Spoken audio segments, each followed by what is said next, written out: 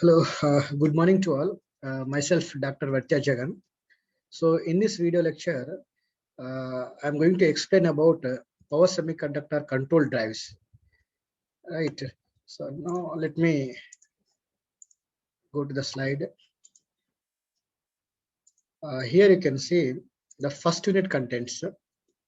Okay, this is as per the JNT syllabus, and the course code is it is called Tribuli 612PE, and the subject name is power semiconductor drives.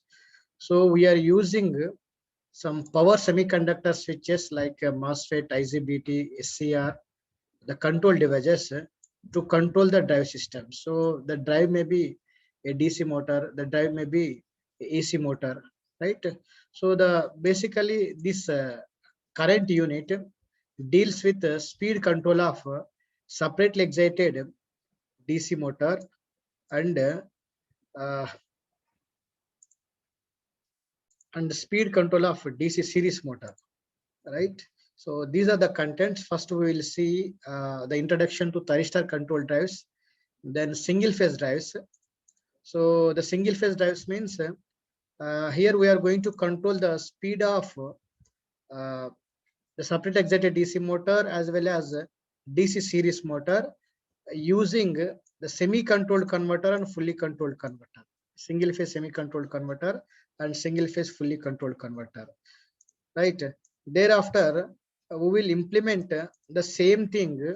That means we are going to control the speed of separate excited DC motor as well as DC series motor using three-phase semi-controlled converter and three-phase fully controlled converter. So this means in this unit, we are going to control the speed of separately excited motor and DC series motor using different types of converter, which are mainly the semi-controlled converter and fully controlled converter. Now, if the available supply is single phase supply, then we will use a single phase semi-controlled converter. If the under single phase fully controlled converter. If the available supply is three-phase supply, then we will use three-phase semi-controlled converter and three-phase fully controlled converter. Right. First, we will discuss about the introduction to thyristor control drives. So, as you know, thyristor is a semi-controlled device. You can make it on, but you cannot make it off. These things we have discussed in the last course lecture, that is power electronics.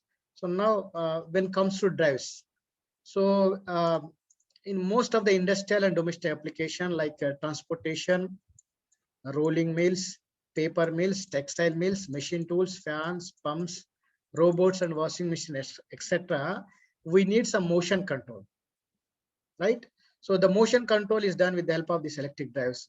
The systems employed for motion control are called drives and may employ any one of the prime mover, such as the diesel, petrol engine, gas, steam turbines, steam engines, hydraulic motors, right? Electric motors for supplying mechanical energy for motion control. So in this uh, subject, we are going to use electrical motors as a drive. So now drives employing electric motors are known as electrical drives, right? So we'll use different types of motor here, right? And we are going to control the speed of the DC motors using different types of converters, right? So this is the block diagram of a typical electrical drive systems. Now you can see here 6 blocks. You can see one is a source, right? We'll go through each and every block. As you know, the source can be AC and source can be DC, right? So there are two sources as possible. Now this is called second one is power electronic converter, which is also called as power modulator, which will modulate the power, voltage, current, frequency, all electrical quantities you can modulate with the help of this power modulator. And then motor. The motor may be a DC motor, it may be a AC motor. So different types of electrical motors are there. Like DC motors again classify into two types, which are separately excited, self-excited and separately excited, we will see the different classification of DC motor as well as different classification of AC motors. Now load may be any kind. It may be fan, it may be robots, it may be washing machine. So again, the load may be any kind. It may be mechanical load here. So now the mechanical load speed can be controlled with the help of this motor, and this motor output can be controlled by varying the electrical quantities which is given to it. That is through the power transfer converter or power modulator. Now this is the sensing unit and the control unit. So let me take one example. Let me take one example and explain this schematic block diagram. So let us say the motor is a DC motor, right? But available supply is AC. So now we need to convert this available supply into the required DC voltage, right? So that is done with the help of the rectifier. As you know, rectifier will convert the fixed AC to a variable DC, right? Let us say this motor is running a fan, right? So now the fan is running at a speed called 1500 RPM, right? So this is our load. It is running at 1500 RPM, and the speed can be sensed with the help of the sensing unit, right? And the speed sensed by this sensing unit is given to the control unit. So let us say it is 1500 RPM. Okay, it is 1500 RPM. Now the input command. Now I want to operate the motor, or I want to operate the fan at 1500 RPM. Then this control unit will take two inputs, one from the sensing unit, one from the control command input, and it will generate the required firing angle to the rectifier, right? So no, the AC is always, input is always constant. We are not disturbing the input side. So let us say by some external force, the speed of the fan fall down to some 1400 RPM, right? So the sensing unit is sensing that 1400 RPM. So instead of 1500, now it is the 1400 RPM, right? Now, but I want to operate the fan at 1500 RPM, right? Due to disturbance, it may fall down to 1400 RPM, but I want to operate the fan again at 1500 RPM. Now, this control unit takes care of two inputs, that is one from the sensing unit with 1400 RPM and one from the reference speed where I need to operate the fan. So now it will generate the required firing angle.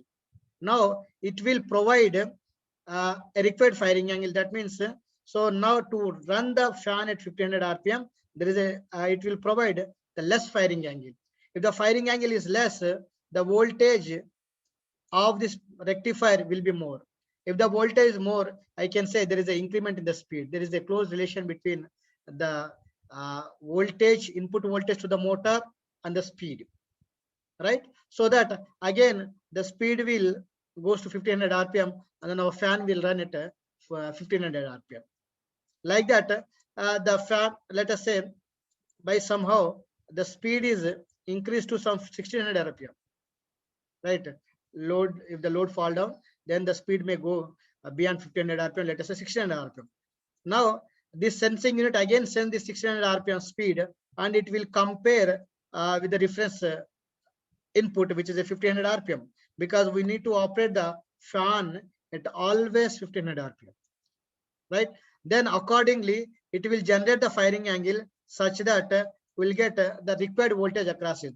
That means there is a reduction in the firing angle if it is operates at a speed higher than the nominal speed. So if the firing angle speed is, if the firing angle is reduced, then I can say there is a reduction in the input voltage given to the motor, right?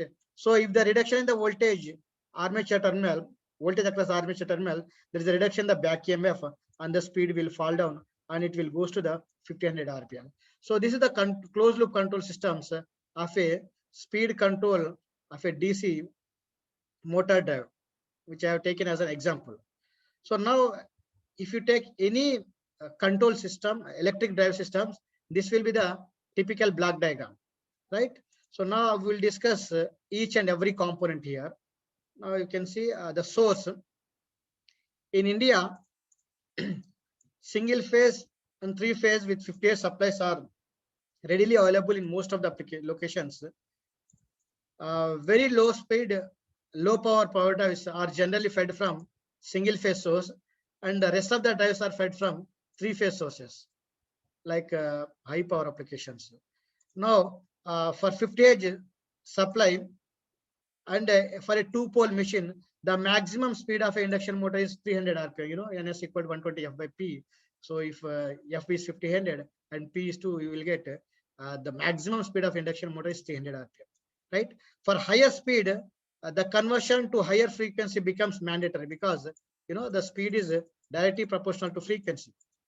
Right? So if you increase the frequency, the speed can be increased. So frequency can be increased with the help of cycloconverter, right? So that you can achieve the speed more than 300 rpm also, right? Now for low and medium power motors, that is tens of kilowatts, generally they are fed from three phase 400 volts supply. But for high power motors, they can fed from 3.3 kV, 6.6 kV, 11 kV, 33 kV and higher than that, right? So depending upon the power rating of a motor, we can go for 400 volts or 3.3, 6.3 like this. But for aircraft and aerospace applications, to reduce the weight of the motor, generally these motor will has to operate at a higher frequency, right? That means it is more than 500 Hz. So that can be achieved with the help of the cycloconverters, right?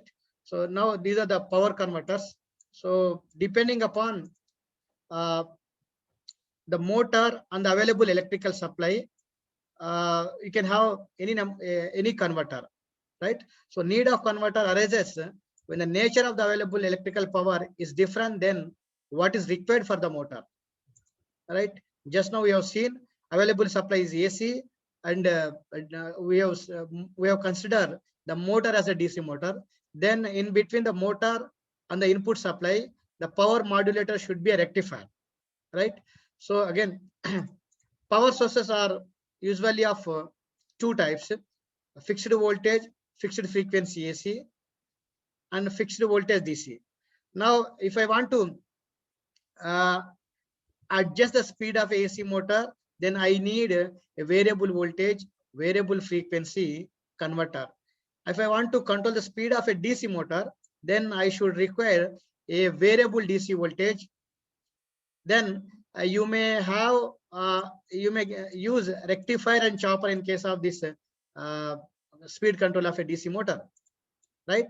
And the speed control of a AC motor can be done with the help of either using inverter or using AC to AC converter, like AC voltage controller and cycloconverter, right? So first we will see what are the types of this AC to DC converters, which is called rectifier. Now you can see as the input is AC here, so the AC can be a single phase AC or three phase AC. So now we want to convert the AC into DC, so that you can achieve with the help of diode bridge rectifier. So if I apply fixed voltage here, since we are using uncontrolled devices inside this power modulator, you will get fixed output DC voltage, right? This is one configuration. And if you want to get variable voltage, variable DC voltage, then instead of diode based rectifier, the fully controlled rectifier or semi-controlled rectifier can be used, which will convert the fixed AC to a variable DC voltage. And this is one more configuration where you can see two stages. Now, if I want to convert the fixed AC to a variable DC, right? So diode rectifier is converting fixed AC to fixed DC. Then chopper will convert the fixed DC to a variable DC. So it is a two-stage conversion. It is converting AC to DC, again DC to DC. So this is also AC to DC converter. This is one more configuration where we are using a transformer with tap changing. So you can achieve the fixed AC to a variable AC with different tappings on the transformer secondary. Then the variable AC can be converted into variable DC with the help of diode bridge rectifier, right? So because it is a diode bridge rectifier, if you apply fixed AC, the output will be fixed. If you apply variable AC, the output will be variable DC. And this is one more configuration where it is converting the fixed single phase or three phase to a variable DC voltage, that is using a rectifier with self-commutated devices. It is just like a rectifier, but it is using self-commutated devices, right? And this is one more configuration here. You can see first AC can be converted into variable AC using magnetic amplifier. Then variable AC can be converted into variable DC using the diode bridge rectifier. So these are the 6 configuration where we can you can convert the fixed AC to a variable DC, because we want to control the speed of a DC motor. So depending upon the AC supply, we can use any one of the configuration, right? And this is a second converter, which is a AC to AC converter. So there are 2 types of AC to AC converter. In one converter, we will control only the voltage. We will regulate only the voltage. That is called AC voltage controller or AC voltage regulator. In case of cyclo converter, we can convert and control both voltage as well as frequency, right? So if you control both voltage and frequency, better to go for cyclo converter. If you control only the voltage, better to go for AC voltage controller, right? So first you can see the AC voltage controller where we can convert only the voltage. So like using a auto transformer of fixed turns ratio, it is converting AC into AC with lower voltage AC, because it is auto transformer. The maximum voltage you will get it as the voltage which is there at the input side, right? That means the output voltage of the auto transformer is always less than the input voltage. So this is one more configuration where you can see transformer with tappings, right? So you can convert the fixed AC to a variable AC via this transformer. That means the output of the transformer is having tappings. So depending upon the number of tappings, number of turns ratio, you can get the different voltage across the secondary side of the transformer. And this is one more configuration where we are using semi-controlled devices, right? Now it is thyristor voltage controller, which will control the voltage. So it is converting fixed AC to a variable AC voltage with constant frequency. That means the input frequency is same as the output frequency. In all the 3 cases, the input frequency is same as the output frequency. And this is one more configuration using magnetic amplifier. Magnetic amplifier will convert the fixed AC into variable AC. So in all 4 configuration, the output and input frequency both are same. There is no change in the frequency, right? And you can see one more configuration here, which is called cyclo converter, which is also AC to AC converter, but here it can control voltage as well as frequency. Both parameter you can control, and depending upon the input and output frequency relation, the cyclo converter can be a step up cyclo converter, it can be a step down cyclo converter, right? So depending upon the frequency, right? And the output voltage of cyclo converter and AC voltage controller always less than the input voltage, right?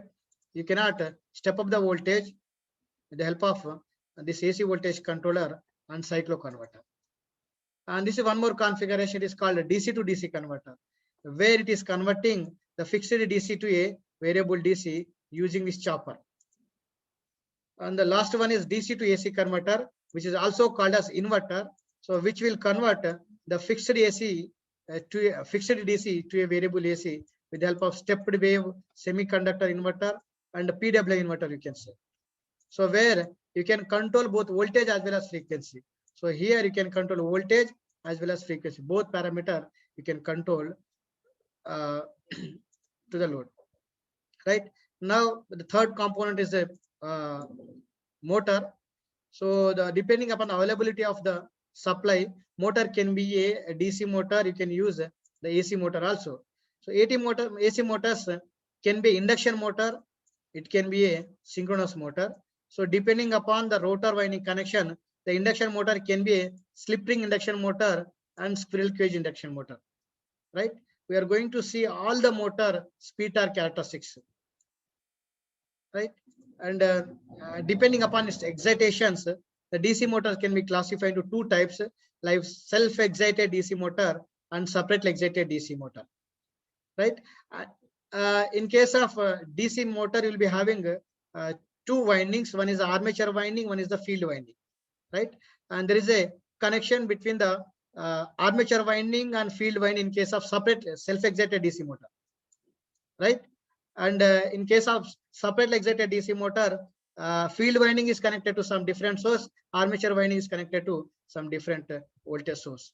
So depending upon this armature winding and field winding connection, the self-excited DC motor again classified into three types, like DC shunt motor, DC series motor, and DC compound motor, right? So again, this DC compound motor are classified into two types, long shunt and short shunt. So throughout this power semiconductor drive subject, we are going to consider this series motor speed control,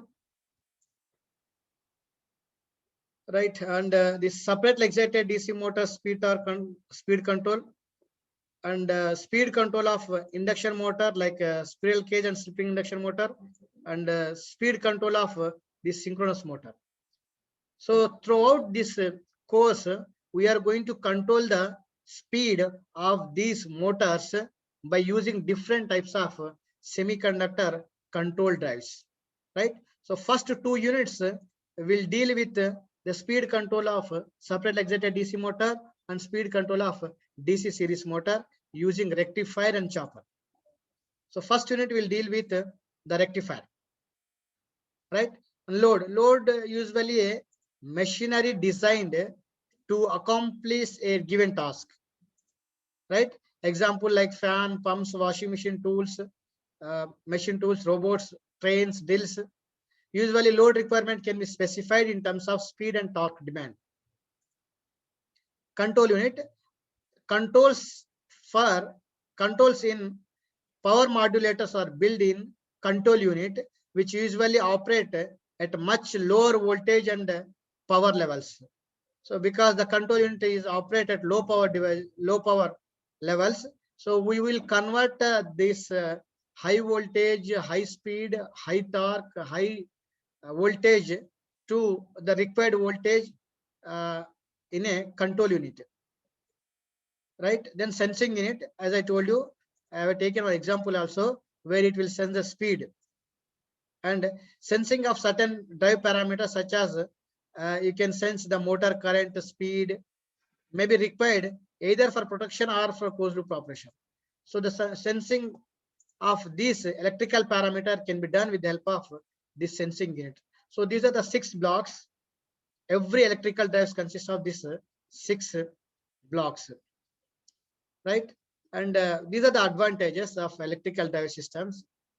Now, they do not pollute the environment. They are available in wide range of speed, torque, and power ratings. Can operate in all 4 quadrants of a speed torque pipeline. So it can operate in first quadrant, it can operate in second quadrant, third and fourth quadrant also. The machine can operate, right? Electrical motors have high efficiency, no load losses, and considerable short-term overloading capacity. Can be made in variety of design to make them compatible with load. Compared to other prime movers like steam engine, gas and all, they have electrical drive systems have longer life, lower noise, lower maintenance requirement, and cleaner operation, right?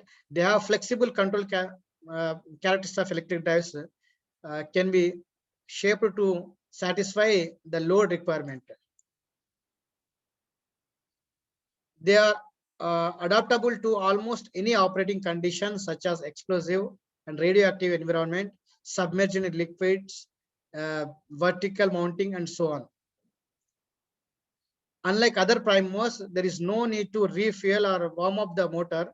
They can be started instantaneously and can be stopped immediately, and immediately can be fully loaded, right? So these are the main advantages of electrical drive systems. Therefore, nowadays 99% of the companies, they are utilizing these motors to control the speed and torque, all those things, right? So now I will take one example here, uh, where we have studied in our machine subject, which are called conventional speed control techniques, right? So there are two if you take a separate excited DC motor, there are two control techniques are there. One is the armature voltage control. You can see here the equivalent circuit for armature voltage control, where the armature is connected to some different source. I can say V1. The field is connected to some V2, right? So you can say here V2 is fixed, right? V2 is fixed, but you can vary the V1. You can vary the voltage across the armature terminal. That is called VA. VA can be varied. So V1 is fixed one, right? But VA can be varied. VA can be varied by using the studs. You can see the stud here. So a different by keeping the stud at different positions. Like if I keep here, you will get minimum voltage across the motor.